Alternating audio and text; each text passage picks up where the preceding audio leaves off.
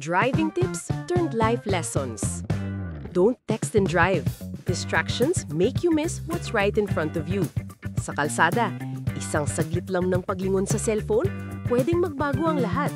At sa buhay, ganun din. Minsan, sa sobrang pagkabisi natin sa mga notifications, hindi natin napapansin ang mga totoong mahalaga.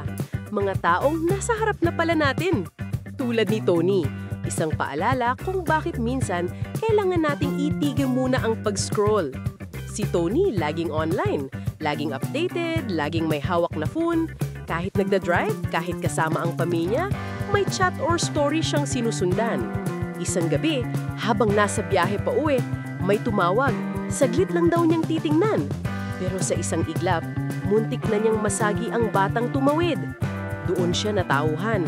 Isang segundo ng pagkabaling, isang buhay ang pwedeng mawala. Simula noon, tinigilan niya ang pagte-text habang nagda-drive. At hindi lang sa kalsada, pati sa buhay, natutunan niyang tumingin kung saan talaga mahalaga.